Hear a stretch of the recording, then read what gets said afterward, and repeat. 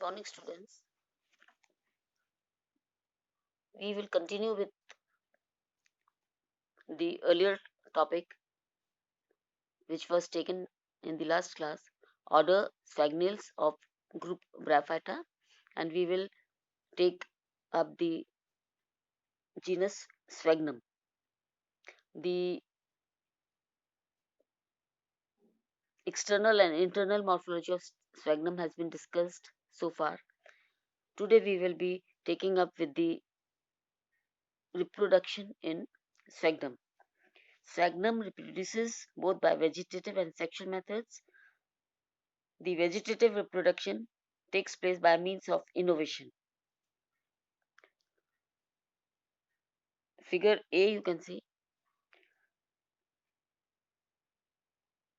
one of the axillary branches becomes robust and grows upwards like the main stem, and even the tufts of the branches may be produced on it. And such a branch is called innovation, which, when gets separated because of progressive death and decay of the older portion, develops into a new independent plant. This method is quite common and the actual reason for the extensive growth of sphagnum in nature. Now, the sexual reproduction takes place and the plants may be monoecious or dioecious, but the sex organs always occur on separate and independent branches. When the plants are monoecious, the antheridial branches develop first. The antheridial branch. Here, the antheridia are borne on special short, spindle shaped catkin like branches. You can see figure B. The leaves of this branch resemble the normal foliage leaves, but they are shorter and brightly colored. They can be dark green, yellow, brown, or bright red. Leaves are densely surrounding the antheridia, and the archegonial branch. Here, the archegonia are borne terminally, singly, or in a group of 1 to 5 on special short, green, and bud like branches. The leaves on archegonial branch are much larger and they contain abundant chloroplast.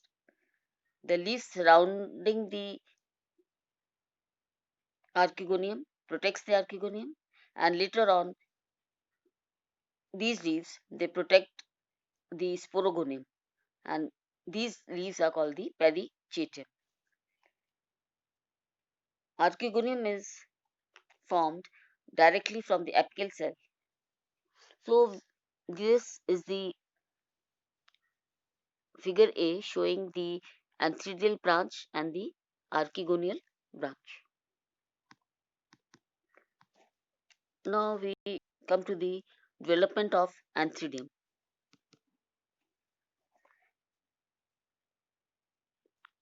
The antheridium develops from the single superficial cell, the antheridial initial, that divides by several successive transverse walls to form a few-celled filament. You can see figure A. The terminal 2 to 5 segments from the body of the antheridium and the remaining lower segments form the stalk cells. Each cell of the upper 2 to 5 segments divide asymmetrically by a vertical wall and forms an outer jacket initial and a central primary androgonial cell. The jacket initials divide repeatedly by anticlinal walls to form a single layer of jacket, while the primary androgonial cells multiply by vertical and transverse walls divisions to form a mass of androcytes. You can see figure F. Each androcyte becomes metamorphosed into a biflagellated and coiled antherozoids. Now, the structure of the antheridium. Just have a look at the figure H.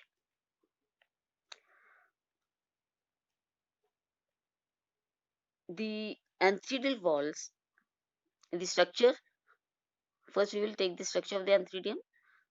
You can see figure G. The antheridium consists of a long stalk and a nearly spherical or globose body. The stalk is quite long and consists of 2 to 4 rows of elongated cells. The body of antheridium is bounded by a single layer of jacket cells which encloses a large number of endocytes, and each endocyte gets differentiated into a biflagellated, much coiled antherozoids. The antheridia arise singly in acropetal succession on specialized branches. Now, dehiscence of the antheridium. The antheridial wall absorbs the water and dehisces by splitting of the wall into several irregular lobes which turn backwards. You can have a look at figure H. The mass of endocyte comes out and the antherozoids are liberated immediately. The antherozoids, they swim actively and reach the archegonium. So this is all about the development of the antheridium. Now we come to the development of archegonium. The archegonial branch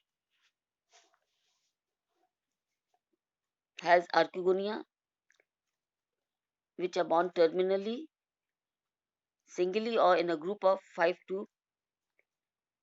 to 5 on special short green and bud-like branches. The leaves surrounding and protecting the developing archegonium and later the sporogonium are called perichaetum.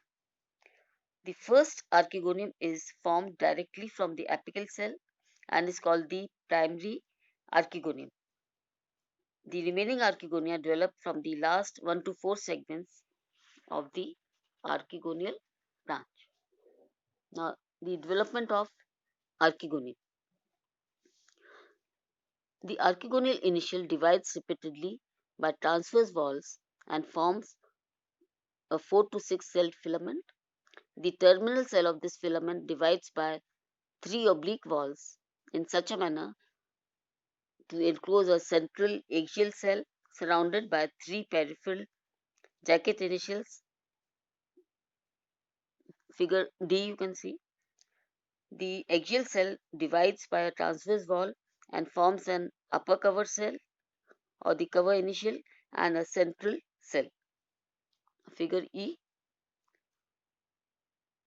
The cover initial cell divides to form a group of 8 or more cover cells, and the central cell again divides by a transverse wall into a primary neck canal cell that forms 8 to 9 neck canal cells and a primary ventral cell that forms a ventral canal cell and an egg cell. Again, the 3 peripheral initials divide repeatedly and form the surrounding jacket. Looking to the structure of archegonium, you can see figure L. The archegonium has a long stalk, a long twisted neck, and a massive venter.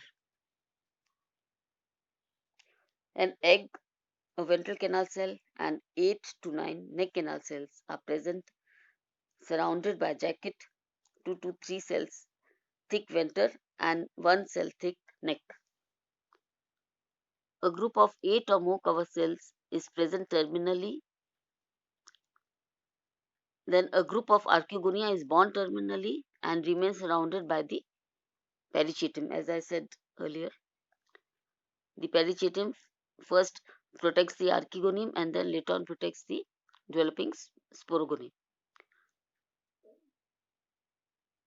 When the sex organs mature, the process of fertilization takes place, and the process of fertilization is similar to that of other bryophytes, and the male and female gametes fuse to form the zygote. And here gets an end to the gametophytic generation of sphagnum, and with the fusion Zygote gives rise to the embryo, and the zygote, we can say, is the first cell generation of the sporophytic generation. We will be taking up the sporophytic generation or the sporophyte in our next lecture. Thank you.